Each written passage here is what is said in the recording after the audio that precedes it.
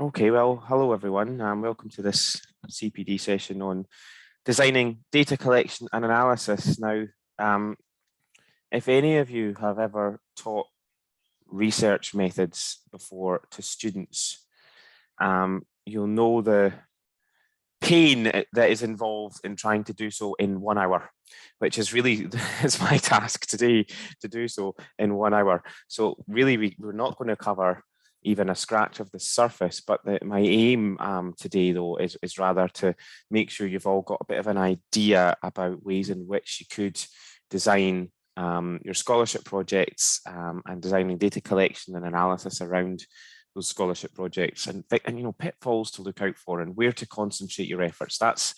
That's my goal really for today.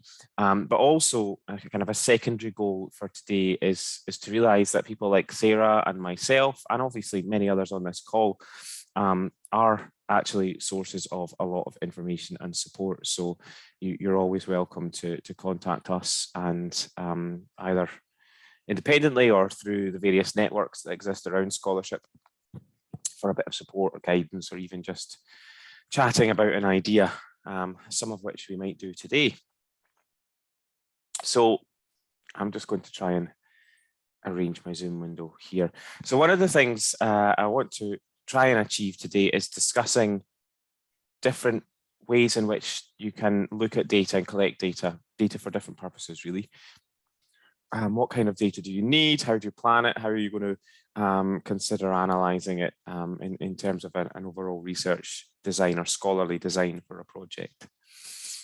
Now, I think it was last week, possibly the week before, I also ran a session on ethics, and I flagged up this book at that point, the scholarship assessed evaluation of the professoriate, and this is an older book written by Glasgow and Muroff, but within it there's a piece of work, a concept called Glassex's framework, and within that framework it sets out kind of 6 steps to ultimately designing and implementing a successful scholarship project. So that the framework here starts with defining some clear goals, which I'll discuss in brief today. It moves on to something called adequate preparation, which those of you who were at my last session, I talked briefly about adequate preparation, and I'll mention it again today. And then it moves on to appropriate methods and significant results. So appropriate methods is really where we're hitting on the whole today. But I want to stress, and I'm sure those of you who have taught research methods before or are involved in research in that way, you don't get to appropriate methods without first defining your goals and doing some preparation. So these steps are numbered 1, 2, 3, and so on, and they're the priority. Goals, preparation, and methods. So methods is not the first thing that you would decide on in any project, and hopefully that's something that you're familiar with as an idea. Designing your study starts with your research question.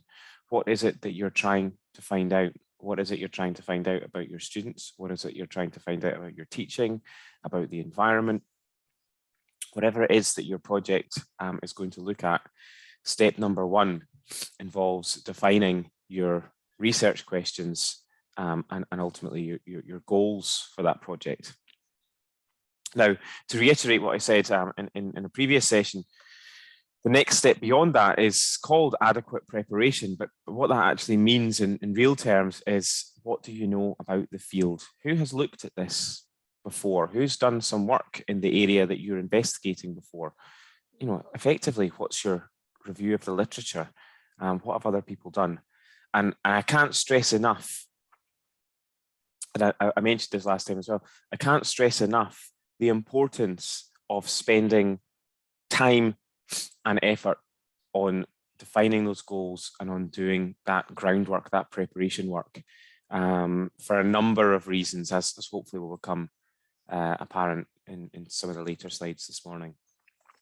So starting with that foundation point, what is what are your goals? What is your researchable question, or are your researchable questions?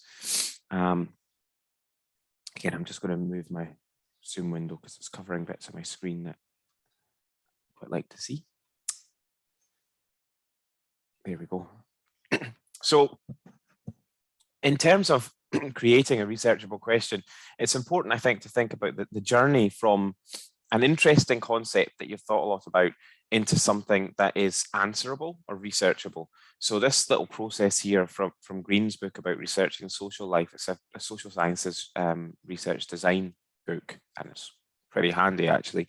It talks about a journey in which you can go from interesting thoughts, deep thoughts about a topic into a researchable question. And this is the first stage in that design of data collection and analysis. You need to have that answerable question that's interesting, that's relevant, it's feasible, and therefore bounded in scope. Like we mentioned last time, for those of you that were in from the outset alongside your design. It needs to be concise, that question. Sarah, can I just get a thumbs up? Can you still hear me? I've just had a unstable. Yeah, I can still hear you. That's fine. I don't know if I'm hanging or whatever, but I've had unstable warnings. It has to be concise, that question, and defined, well defined, and it has to be answerable. So the kind of interrogating your thoughts into an answerable research question is part one of this design process in terms of designing any inquiry. So, for example, again, I'm just going to juggle my Zoom window to a more useful place. You might be thinking about what the relationship is between preparation and participation in tutorials. There's some thoughts, you can have lots of thoughts about that. But one way in which to turn that into an answerable question is to define which students you mean. So perhaps level 1 students. In what subject? So presumably your subject, that might be history, or that might be mathematics, or whatever. It might actually be necessary to define what a tutorial is as well, because tutorials, the word a tutorial, might physically mean a very different thing in different contexts. A history tutorial and a maths tutorial might be very different environments. So it might be necessary to define tutorial. It might be necessary to define preparation as well. What do you mean by preparation? Do you mean number of hours spent? Do you mean number of activities completed? Do you mean number of readings completed before people turn up? And what do you mean by participation as well? What metrics of participation have you got? So could that be number of comments that they make in a tutorial? Could it be minutes presenting? Could it be some kind of more subjective measure of the quality of the comments that they make in a tutorial? Do you have some framework for judging that quality? So hopefully even just a very simple example, like I wonder if my students prepare enough for tutorials, can turn into a very researchable and answerable question in lots of different ways with lots of different metrics that hopefully can start to reveal the different ways in which you need to collect different types of data from even just a simple example like this. Sorry, that bubble's come up right in the middle of this one, but this second example is what impact does the learning activities have in a lecture on student engagement? And again, that could be quite important to define what students you're talking about here. So an example that goes into greater depth on the slide here is level 3 students. Level 3 students are maybe expected to be more independent and more engaged because they are honour students by that point. What type of activities in a lecture are you talking about? So are they problem solving activities? Are they Padlet activities or Menti activities? Are they discussions? And again, also, how are you going to measure this?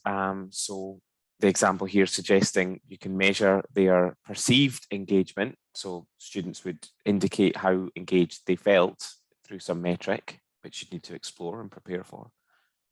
And you would do that in comparison to lectures that don't have such a set of activities. So there's a comparison there that could be of relevance. So that, again, just a simple example, like I wonder if having activities in my lecture will change the engagement of students.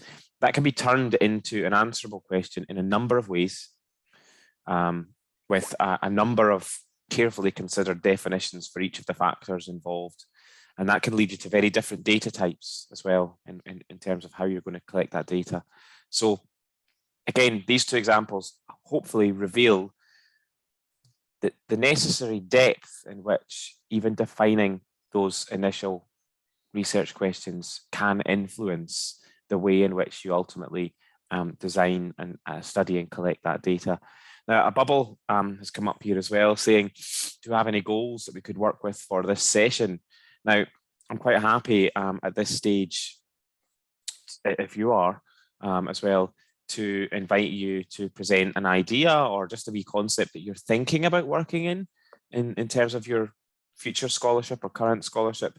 And we can maybe have a little chat about ways in which you could focus on defining key terms there.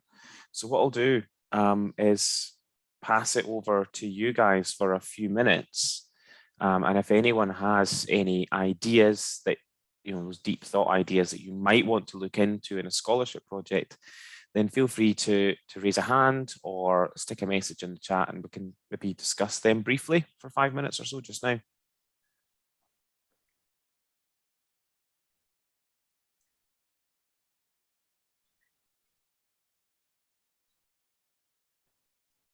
Sarah, Julia physically raised a hand. Is that a wave? I know. I'm sort of laughing because I do understand totally what you're saying, because I'm telling dissertation students exactly that. Define your questions before you choose your methods. And I was just thinking about my scholarship idea, and of course I chose the methods first. I have rough ideas of what I want to ask with those methods. So yeah. So the first thing I'd say, Julia, is I've taught scholarship of teaching and learning on a course on our postgraduate program for far too long now, for 10 years or 9 years. And experience would tell me at least half of my students, and that's probably being generous, at least half of my students go for methods first and then get some goals to fit those methods. And I think my reasoning behind that is because everyone who does my course is a disciplinary expert and are so used to certain methods, so they have that comfort zone of methods in what's an alien field to them, which is scholarship around education often. So that you kind of look for that comfort blanket of what do I know, and you know how to do those methods. So I think that's really common. What can be really difficult is that moment of realization that you've just kind of had there, which is going, oh, no, I have actually done that. I've gone methods first. It could be fine because those methods could be appropriate for your questions. But if you're actually finding yourself trying to shoehorn that question into your methods and having to change your goals slightly to fit those methods, then take a step back, because what you're doing is not the scholarship project that you intended to do. And that still might be okay. It might be something that you want to do anyway, now that you've had to think about it and realize it, but you haven't followed that kind of rigorous process of design. So you do have to realize that the end result is not what you started out intending to do.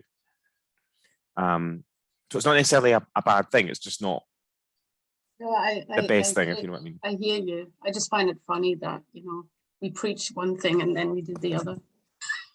The estimate of half of my students is probably 50% correct. I would say. Monica, you've raised a hand as well.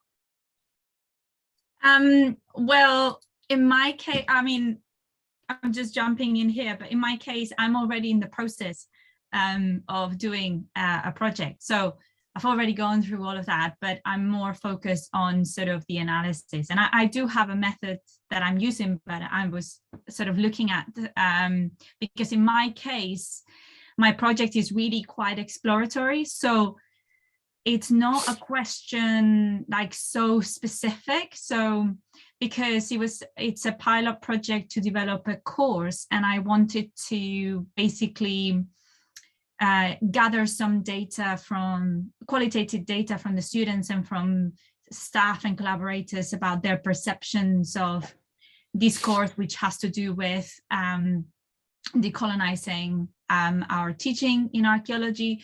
So it's very much, I took actually sort of a grounded approach to it, just because it was just about gathering those kinds of experiences and then formulating perhaps some thoughts and suggestions and ideas about how something like that could work in, and then maybe applying it to other subject areas or something like that. So I don't know if that kind of contributes a bit to the discussion, but yeah.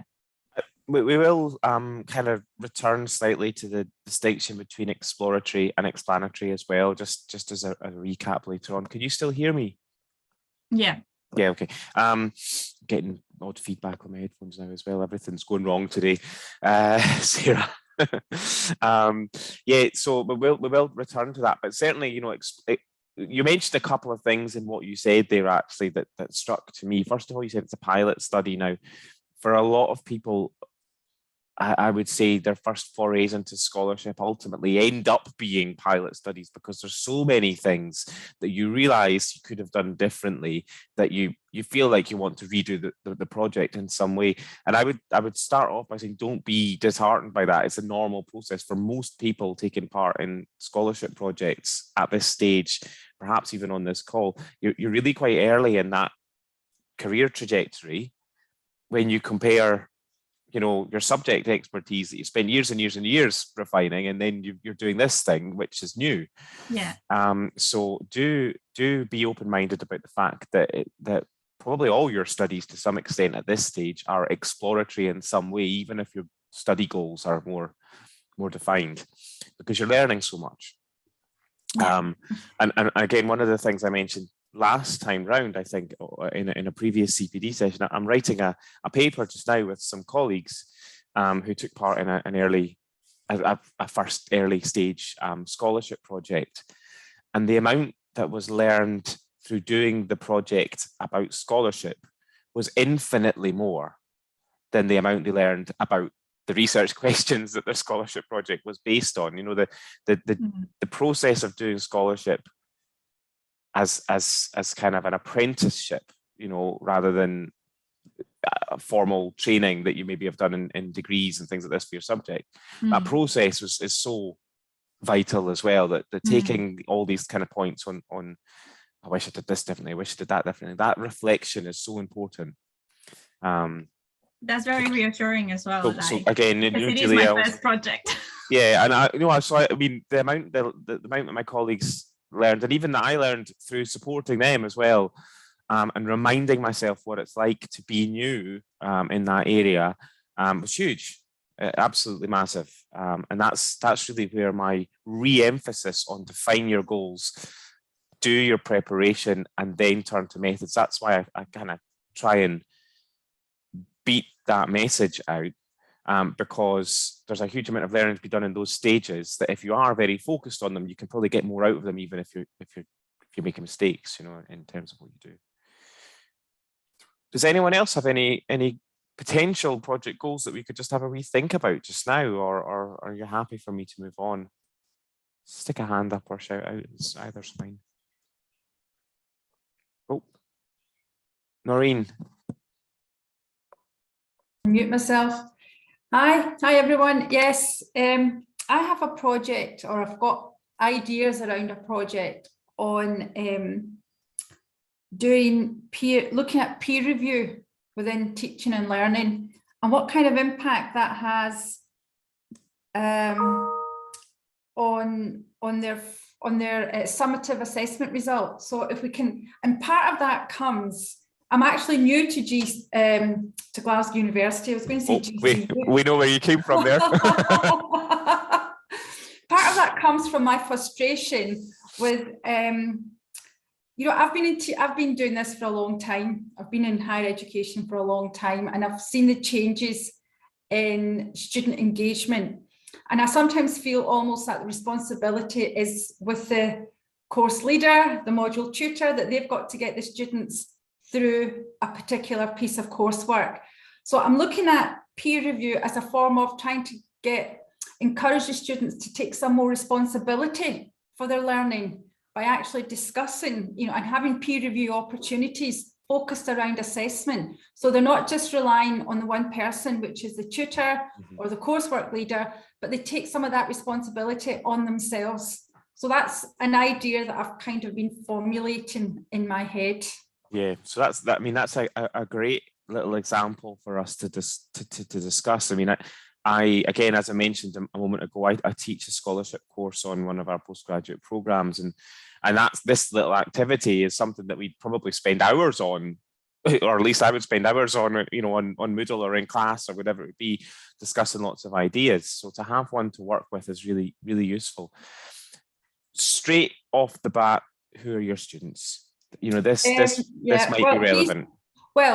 These students will be postgraduate students who will be who are actually doing the online master's program in marketing. So they're going to be people who are already in the workplace and probably already doing some element of the job, and therefore they also need a form of support, which I don't want it just to be the tutor all the time. It's got to be, it's a bit, I think of it more as building networks and relationships, because that's what they have to do in reality, once they get out and they are working. So it's really about making sure that they realise that other students are potentially there to help them to learn. Okay, so there's a few things to think about, and in terms of this adequate preparation step, right? What's already been looked at in terms of peer review. There are lots to look at in terms of peer review, but also you've got a niche there in terms of its postgraduate students. So we can apply some assumptions to this that are worth testing in some way, or researching in some way in a literature study. Postgraduate students, you said they're probably in the workplace. Well, are they or are they not? That's definitely worth testing. What type of workplace? A relevant workplace or an irrelevant workplace, if that makes sense. Postgraduate students, to a lot of us, probably immediately signals more mature and they were maybe perhaps more responsible in their learning. Well, again, are they, or will that matter? Are they experienced peer reviewers? I tend to think their motivation levels are different from undergraduate students. Sure.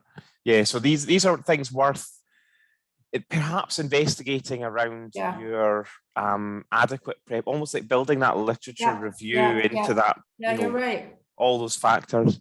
Are they experienced peer reviewers? You could make an assumption that they might well be, because they've got lots more years of study behind them, but they might not be. So that's worth interrogating as well. I think something else that's probably highly relevant here is, you're talking about how do they perceive, how do they perceive peer review and what their experiences of peer review. I think it's very worthwhile deciding from which position you are kind of investigating. Are you investigating from the position of them submitting work to peers and getting other feedback and how they're engaging with that? Or are you exploring this from the perception of them being given other pieces of work and having to review them and produce feedback for other people as a reviewer or a reviewee? So again, and that will lead you down a rabbit warren in terms of literature and what else has been done. So it's the same process as these two examples on the slide there, taking every little bit of your idea and picking it and seeing which direction you're going to go in. Right. Okay, that's good. I've taken a few notes down. That's brilliant. Yeah. Thank you very much.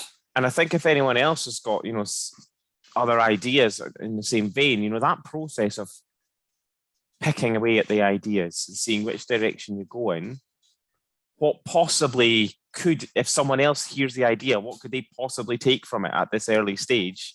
That might help you start to define all the little, so I'm thinking, in my head, I've got a picture of one of those yes, no tree diagrams where your question goes to this direction, but someone else could easily end up over here with the same initial information. You want to make sure everyone gets to the same point so that, you are going in that direction.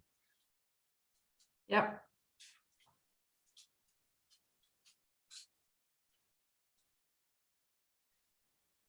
Fab. Okay. Let me just make this a wee bit more sensibly sized, and we'll look on at the next slide. So yes, so yeah, that kind of neatly leads on to the idea. Once you've started unpicking these little steps in your idea, it becomes a more researchable question, and that's where you start to look at the literature around that area. Or around a related area that builds up a picture and knowledge of you. Something that I found incredibly interesting from this study that I'm writing with colleagues about, that I mentioned earlier. In your subject area, probably safe to say, you've spent a very long time studying it, and you'll have in your head almost, a literature base that you would turn to automatically to start defining your goals. If it was a maths problem you were looking at, or a marketing problem you were looking at, or an education problem that you were looking at, you have that literature base already, so you know where to look. The issue here in scholarship is you quite possibly don't know what to look at yet. So again, that's why this preparation stage, this foundation stage is so important. What's already known about the topic? Have other people done something in that area? Are there studies that you could, almost replicate as a framework for your own idea that give you a bit of confidence in your design because someone else has done it that way? So by looking at the literature, really focusing on that, you're going to really give yourself much more of a basis for that design project. You're going to leave less holes in your argument, so to speak. And that's where we kind of turn to, for some of you, not for all of you, but for some of you, the idea of scholarship, of teaching and learning, is a totally different approach to knowledge, to understanding what is known and what is not known. For particularly, I would say, for anyone involved in the sciences, where you're used to working in very controlled, almost laboratory-like conditions, and you can set up experiments and you can control the data and the factors all quite carefully. You have this kind of trained belief that knowledge is based on things that can be measured clearly and carefully and robustly and repetitively, and anything that can't fit that mold, it's almost trained into you that's not going to be new knowledge, that's not going to be fact, it's going to be error, it's going to be an error in statistical analysis or an error in research design. But you're perhaps now moving to a kind of a research area where there's a different understanding of what knowledge is, what counts as valid knowledge. It might be that the one student who breaks the mold of your model that you've been working in your head is the person that you want to focus on, is the data that you care most about, rather than in a statistical world, that's just noise that's kind of disappeared in your analysis. So it's really quite important then to start being aware that there are different ways of understanding what knowledge is. And this is this word epistemology here, what counts as valid knowledge. Now, even by saying that word, I've started a 12-week lecture course in philosophy, which Sarah probably should lead. It's probably longer than a 12-week lecture course as well. But it really, for the purposes of this CPD session, for a lot of you, you're working outside your normal comfort zone, and that can actually mean way more discomfort than you perhaps originally think about. So it could be useful to have conversations with colleagues at this point, certainly valuable to have conversations with colleagues from different disciplines at this point. I would suggest using our scholarship network, certainly for bouncing some ideas around. You know, I mentioned Sarah and myself as well, we're part of that network too. So to kind of start to understand about how you can measure certain things, how you can collect data on certain things, because the data that you're now potentially collecting doesn't look anything like the data that you might have been collecting before. You might not even have considered it data before. So I think that's really important to just start thinking that this is a whole new world, essentially.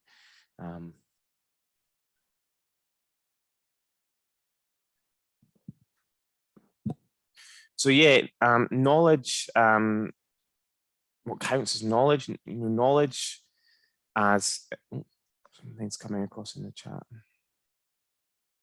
Fab, okay, yeah, I'm just trying to keep up with the chat as it pings up as well. Knowledge as valid or acceptable knowledge doesn't necessarily have to be something that is statistically significant and can be proven and repeated, but knowledge is empirical data in that sense. Obviously is a form of knowledge, but knowledge also, you know, finding things out and understanding things in new ways can be through experience as well. You know, Monica mentioned in her idea around student perceptions of a new course, for example. I think that's what you were saying. So kind of understanding the experiences of those students in terms of that new course is not necessarily reproducible data. There's not necessarily one common experience there. It's not necessarily something that can be reduced to a single understanding, but the multiple experiences there could be highly relevant. There may be 3 or 4 themes within those experiences that are highly relevant as well. So that, you know, again, that's a little example of how knowledge can be experiences. Knowledges can be actions, the way people act in certain circumstances as well. So again, back to this word of epistemology, knowledge is not necessarily just that empirical data that's reproducible and statistical and reducible in that way. So by understanding knowledge as different things, that in turn impacts on what your kind of position is on what is valid data, and that in turn impacts on your methods for collecting that data. So that's again turning back to those foundations of starting with your questions, starting with your goals, moving on to adequate preparation. What else has been done in this area? Are you building on the work of others, or are you kind of going alone in a new area? And all of these things, you know, start to build a picture of what it is you should be measuring, how you might collect that information as well. So moving on slightly from that, I would be turning to, I think, Monica, you mentioned you're collecting very qualitative data. I think that's what you said in your point earlier on.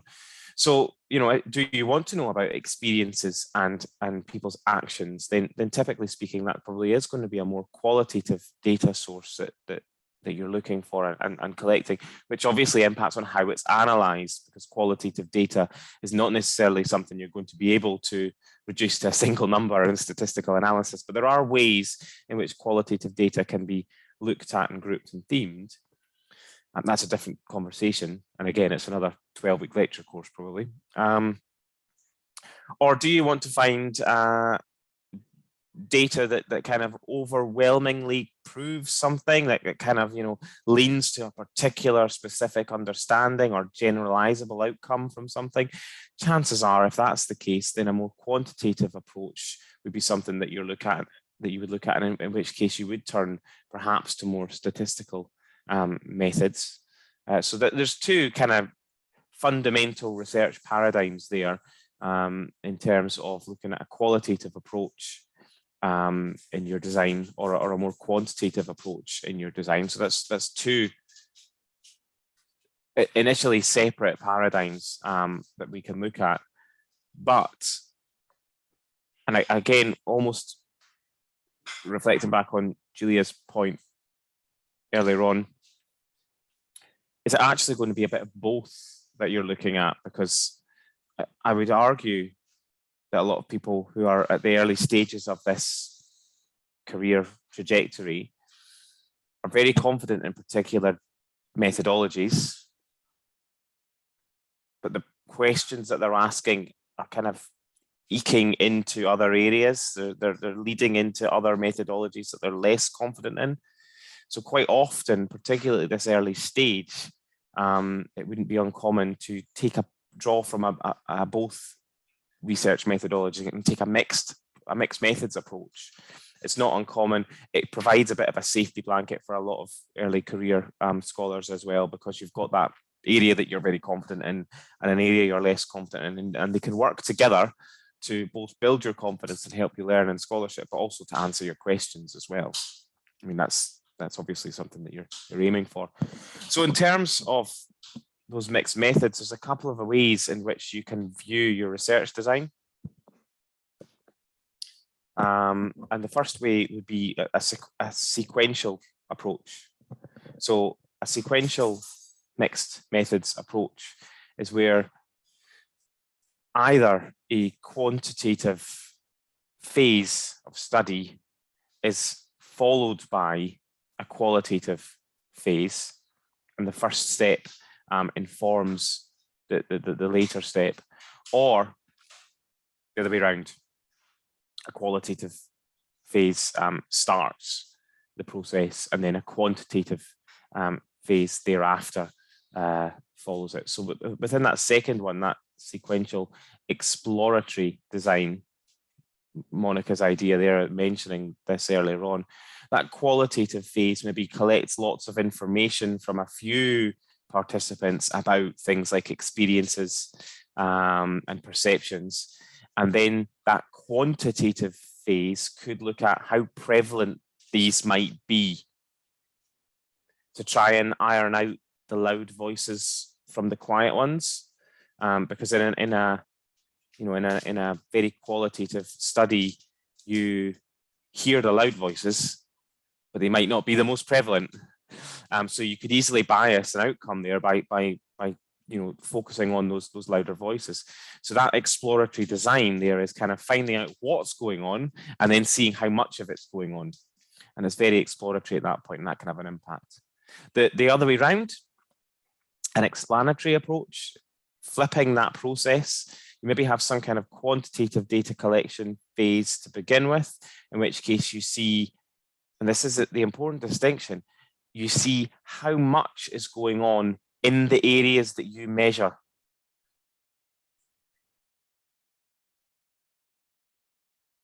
It's guided by your instrument, your survey, or your measurement tool. Your measurement tool asks about X, Y, and Z. It doesn't ask about A, B, and C, so you don't get any information on A, B, and C. That's gone. But then you go to the qualitative phase, and the qualitative phase is where you start to hear more about these things that you've asked about. And if you can imagine the situation where in that qualitative phase, no one mentions anything about X, Y, and Z. They all talk about A, B, and C. Suddenly you've found out that X, Y, and Z, although they're prevalent, they're not necessarily loud voices. They're there, but there are other things that might be more important that you've not measured, and you could guide your next phase of the project in that way. So this is quite important to think about the distinction between the two, the explanatory and the exploratory approach, which phase goes first, how one builds on the other, and how they're linked.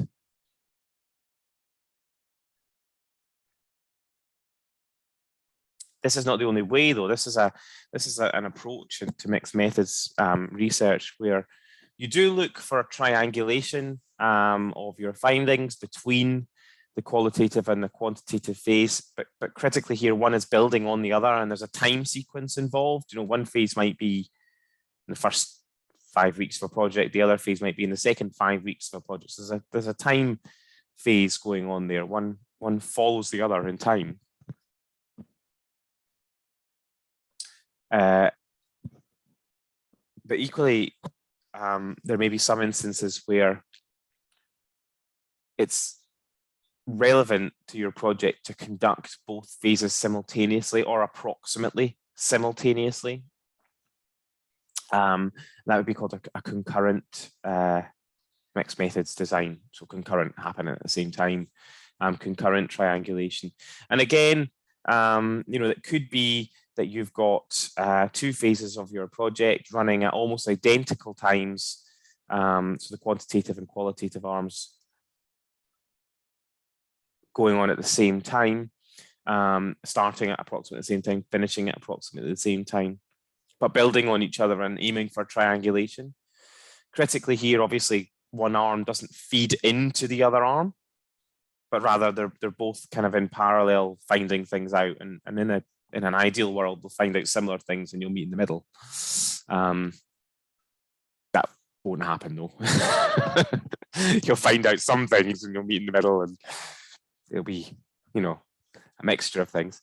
Or at the bottom there on the right hand side, you can see a very slightly different model, whereby one of your arms of the study starts first, and then the other arm of your study happens during the other phase, but is maybe initially guided a little bit by that qualitative phase or that quantitative, whichever is first. So again, just important to consider, you can have a very qualitative based study if you're particularly looking at perceptions, experiences, and actions. You can have a very quantitative based study if you're looking at more reducible data that can be reduced to a single theme. Or you can have a mixed approach. And in that mixed approach, it could be a sequential approach where there's a focus on explanation, or there could be a focus on exploration of a concept, and that would impact on the design. Or you can take a concurrent approach whereby your various different arms of a study happen at approximately the same time, or maybe more sensibly speaking, that they don't feed into each other quite as much as the sequential approach, because it might not be possible to physically conduct them at exactly the same time.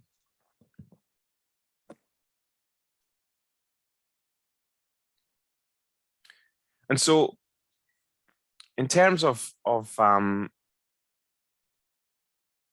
data that could be collected, so again, many of you might have come onto this call today to think about, okay, so what data am I going to collect? That might be one of the questions that you're asking yourself.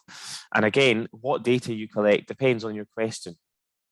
Define your question first. Don't think, oh, I've got lots of data, let's analyze it. That's going to leave you in a pickle. And again, it's an easy thing to fall into, and it's quite, again, for those of you who are maybe sitting there going, oh no, I've done that, don't worry.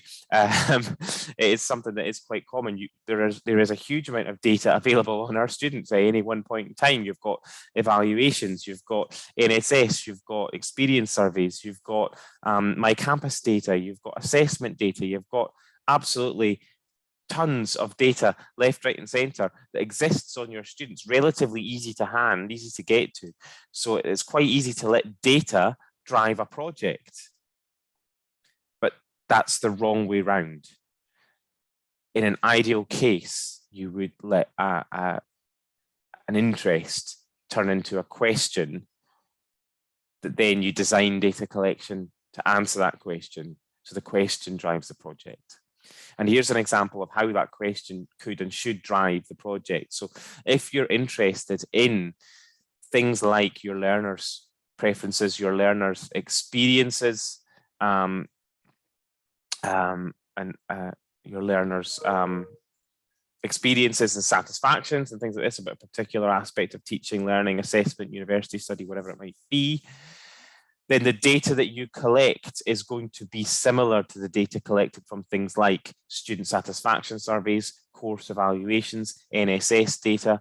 These don't necessarily give you any measurement about what student learning is going on, but they do collect data about learners' preferences and learners' experiences. If you're interested in your students' perceptions or attitudes towards study or attitudes towards a subject, then that's a slightly different data world there. This is not just satisfaction surveys anymore. This is where you maybe have to turn to something that's a little bit more validated as a tool already.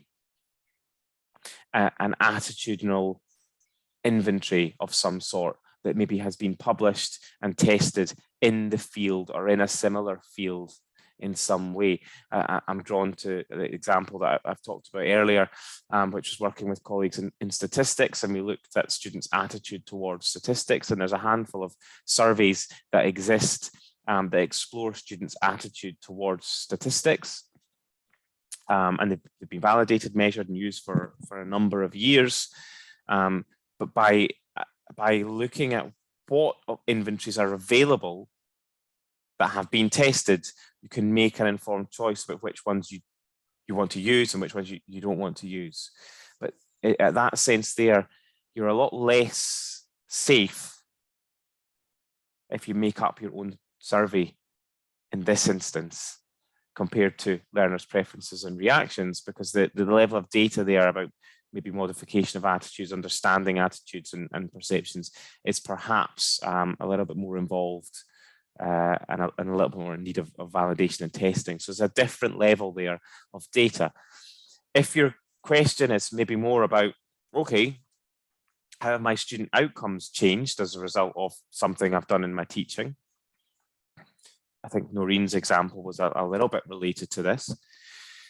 Then the data that you collect should relate to student outcomes, nothing to do with satisfaction. Now, it should relate to student outcomes, and student outcomes include things like assessments, outcomes in terms of their grades, in terms of passing or not passing, in terms of number of resubmissions, in terms of competency tests. If you work in a professional discipline where competency or fitness to practice is relevant, you might want to look to some extent into longitudinal studies at this point, whereby it's not necessarily just one competency test or one assessment outcome that you're looking at. It's perhaps an accumulation of outcomes that you're looking at as well, which might take time. It might take a semester or 2 semesters or longer.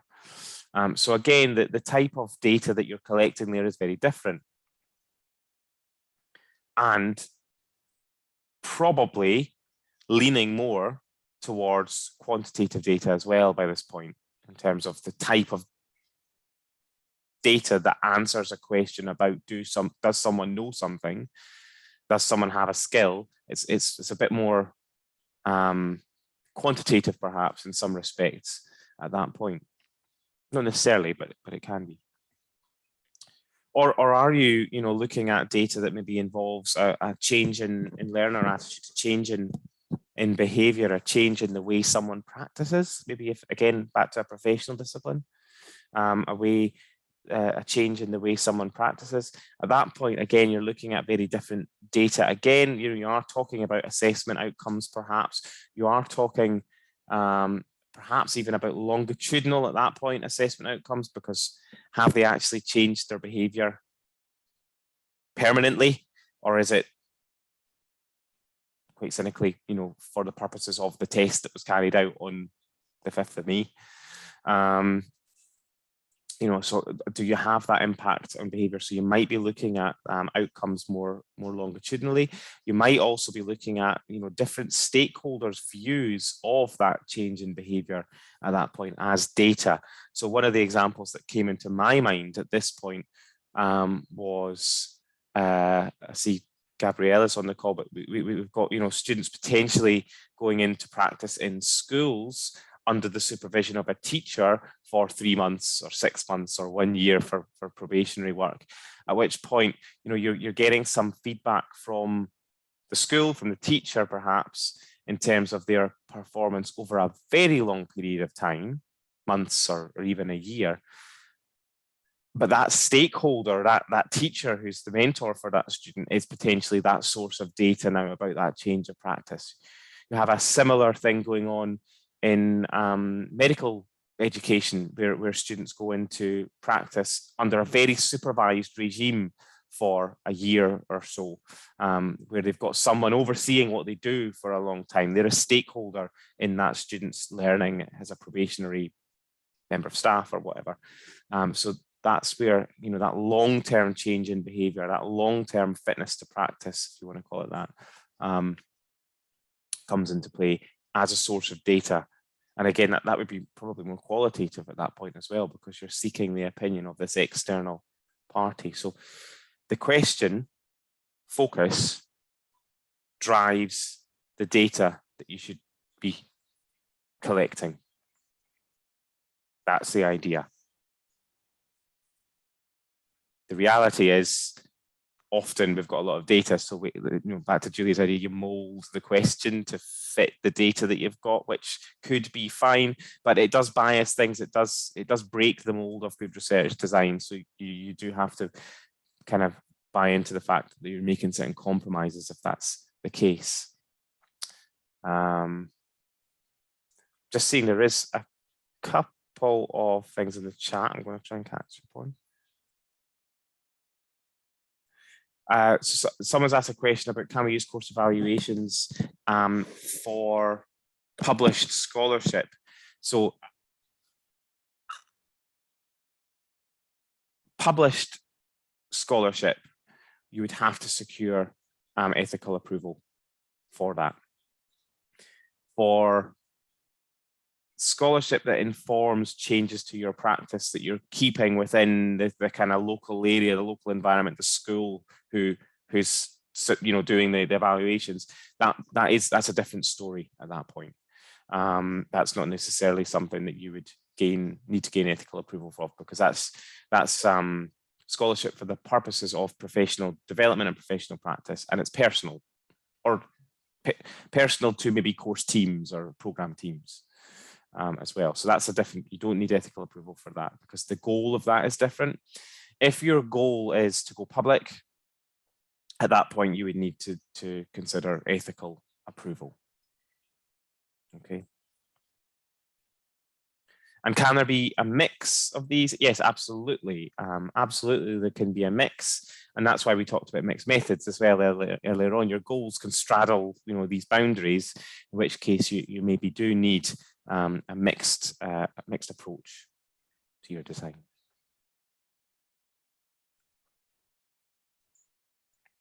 Okay, and it just what I'd try to do was to summarize that. Can't get this to work.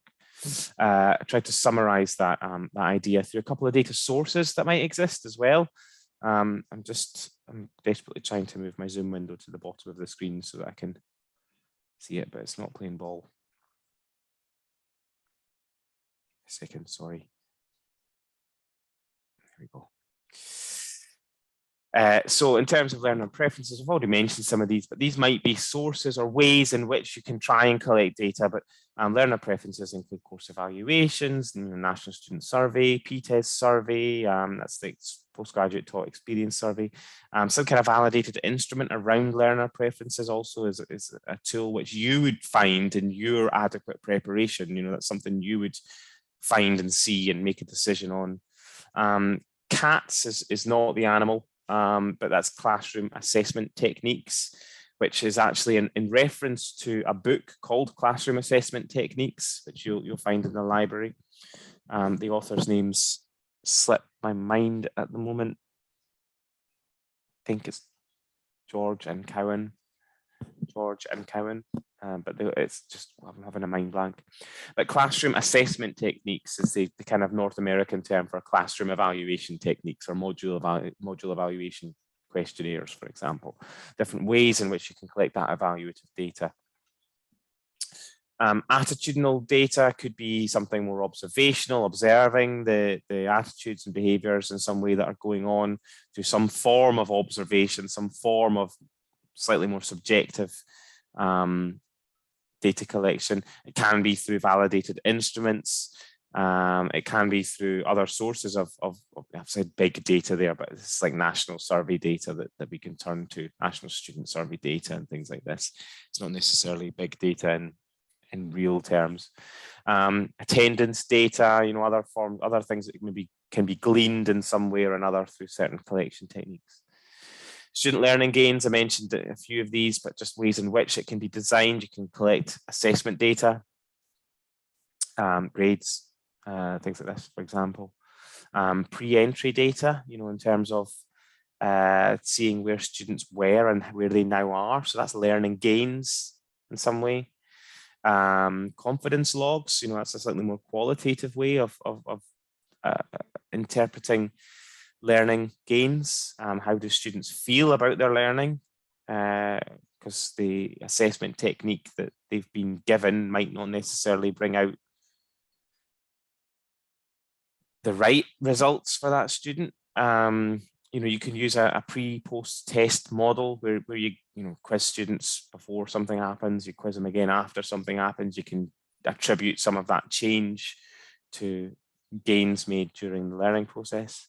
Competence tests as well would measure learning gains, particularly over time. So there's a nice example in dentistry where students complete dental procedures on students from year 3 all the way through to the end of year 5, final year. They tend to complete about 500 of these, and every one of them is graded effectively through a computer system.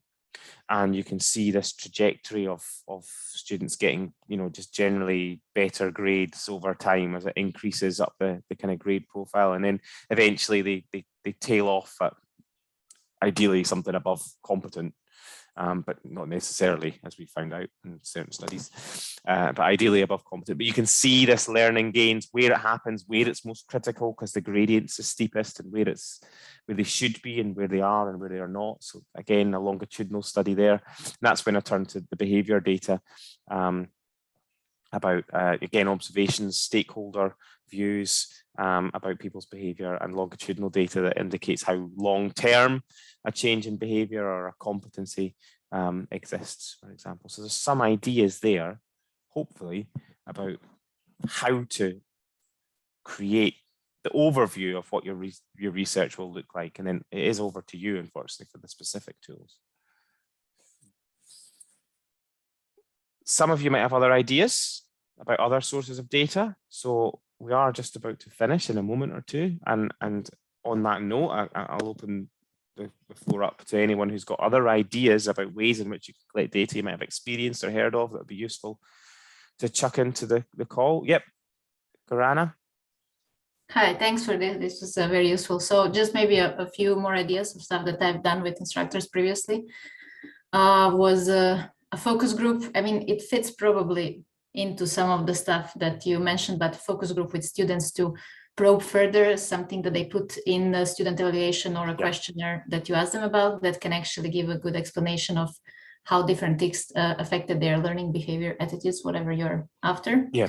And then another thing, which I'm not sure how to, or where it would fit, I had personally problems with it. So if I want to write about my own classroom and let's say student engagement in my classroom, so it's my own observation of how engaged students are, more or less. It turns out being kind of easier to do that if you invite someone to observe your class. And I mean, it's just, yeah, that person has just one task. And then, I mean, it's about the design, how to integrate this person into classroom to not be just a weird extra person in class once or twice. So yeah, just a few ideas of how to make data more I mean, we are not in hard sciences, and we just observe and we have comments, but still to make it come from in different ways and to discuss them differently. Two really good suggestions there. I mean, so the idea about this focus group that you mentioned, that's the way you describe that. That's a sequential design where you've gathered something, you've found out something might exist in the general population. So you recruit a focus group and say, look, we found this out. What do you think? You know, let's probe this in more depth at that point. And explore it in more depth. That's quite common to do, and it's a really good way to obviously, like I said in one of the examples earlier, when you use, for example, a survey tool as your first stage in a study, you have to realize as the researcher that you're only asking about the items in that survey tool. You are biasing your outcomes towards the things that are in that survey. You're not finding out stuff that you don't ask about. So if you use the wrong tool at that stage, you don't find out some important stuff. By bringing a focus group in, you give your participants the opportunity to bring in that stuff that you might have missed. You also give them the opportunity to talk about the stuff that you have found out about in much more depth. So that's the value in that type of approach. And you mentioned, you know, you're not in the hard sciences, so you do, you know, the observations and things like this. You have a different view on what data is. I come from a science background, and one of the things that I find myself continually having this conversation, usually with scientists, is that you only measure the thing your experiment's designed to measure. And if you don't think about I was listening to Radio 4 yesterday, some of the most important scientific findings in history that have changed the way the world works entirely were mistakes that lots of scientists would have chucked in the bucket because it was wrong. The example I was hearing about yesterday on the radio, and it reminded me of this, actually, it's relevant, I think, is the discovery of X-rays. Total accident. Someone switched something on that was cool in the lab, and something shined over on the wall over there. And rather than going, that's annoying, and switching it off again, they thought, I wonder why that happened. But not all scientists would work like that. So by using a particular tool, you bias your results towards what that tool can measure. And things like the more explorative approaches and the qualitative approaches that focus more on why than what can reveal a lot more ultimately. So it's a really good one to remember. Your observational one, you're having someone observe your teaching. It's really a reflective diary, I suppose, a reflective analysis of your teaching. And again, you know, that's not necessarily something that other people might value as data, but actually it's your experiences, it's your understanding, it's your interpretations, and that's useful to other people to find out about as well. So two great examples there. Thanks for those. And look up how the X-rays were discovered, because I thought it was hilarious to see that yesterday, hear that yesterday. Gabriella, you raised your hand. Just very quickly, because recently I did a study I did an internationalization course. So basically I introduced some internationalization elements within a course that we already ran at the School of Education. And I had two groups of students working in two different parts of the world, one in India, one here in Scotland. And we used a lot of the social media, and the way I actually collected data as a feedback from students was to invite students on a conference. So they became co-authors of the presentation, and they brought and recorded a series of slides on their own opinion of what the social media impact was on our international sessions.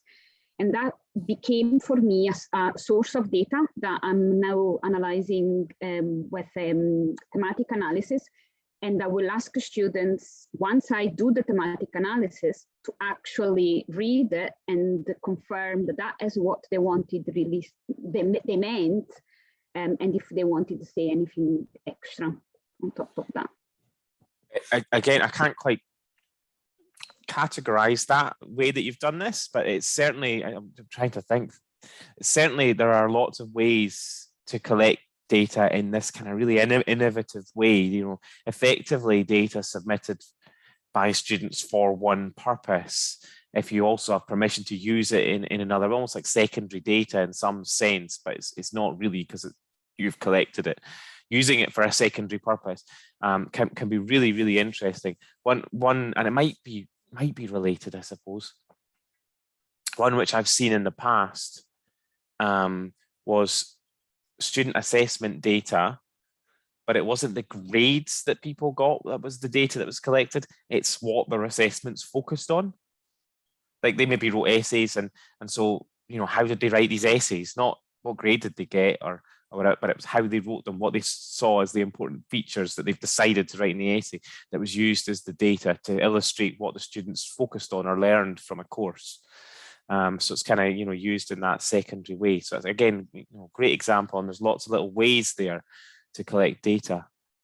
Monica, you also raised your hand. Yeah, so thank you so much. Anyway, it's made me sort of reflect a lot in my own practice and my approach to. So I should mention that the project I'm doing now is actually through with an ethics approval. So it is more than sort of like the more internal component of that scholarship. And I was just thinking that the approach that I mentioned that is quite like qualitative and exploratory. And I do think that it is sequential, but I think that the way I organized it, I had to change it a little bit because of time constraints. And I wanted to kind of do a focus group with students first, and then kind of observe how that translated into kind of course design. But then I had to change it because we didn't have time. So instead it was the other way around, sort of observations during the sort of pilot course, then followed by interviews, which I'm going to do with the students to kind of reflect a bit more on the observations I've made and some of the comments that they have made and so on. So I was wondering as well whether that is okay as well in terms of when we were talking about the design, and whether it sort of goes from one qualitative to the next qualitative element, if you know what I mean, because it goes from like these more observations to trying to dig deeper into that. So you've had to flip the approach, and you're asking, is that okay? I mean, so I think that the first, I mean, I'm sure it is okay because you've made some judgments here. So that's one thing. The other thing I would say is that whenever you choose a particular methodological approach for answering any question, it's absolutely critical to realize you are biasing in some way what you can find out. And that's the questions you should be asking yourself there. What is it that by changing this approach, have you stopped being able to find out? And what have you started being able to find out by making these little switches? Definitely. And I have been thinking about that, to be honest, because the biggest change, I think, is that obviously it's the idea of having the focus groups was to give an opportunity to engage students more in the process of design, whereas now it's more kind of they've already experienced it, and then maybe there's some feedback that can change, but there's already that experience in place in the first instance. So there's definite impact there, because one is like, what do you want, and the other one is, how was that? Essentially, that's the kind of fundamental difference. And so you won't necessarily tease out the same information, but it doesn't mean that your study is, you know, dead in the water. Absolutely not. It just means that it's slightly different in some respect. One thing I would say is that, you know, your mention of you had to change things because of time, I think that's so common. I think that is so common in this area, having to change things because of time, because these are not necessarily, they're typically not funded projects where you've got much control over who works on the project at what time and when and for how long. These are often projects that ultimately, for one reason or another, get shoehorned into the 5 minutes you've got here and the 15 minutes that you've got there, or the day that you've got on this week. You know, and that has a big impact on how the project can run, because you've got a pressing matter that comes in from, you know, your head of school saying this needs dealt with by Friday. You have to focus on that, which means something gets dropped. Whereas if it was a funded project with someone dedicated to it, you know, full-time or part-time. Yeah, funny you should say that, because it is a funded project. Oh, there you go.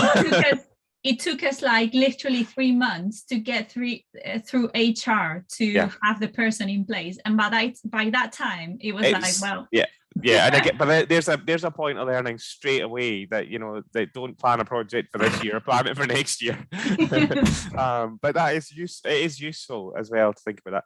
But I think in terms of your question, yes, your change in approach will change what you find out. Yeah. But that might not be a problem, because it might still be within the original scope, or it might be an acceptable change for you as well. So I think that's the important bits to take from that.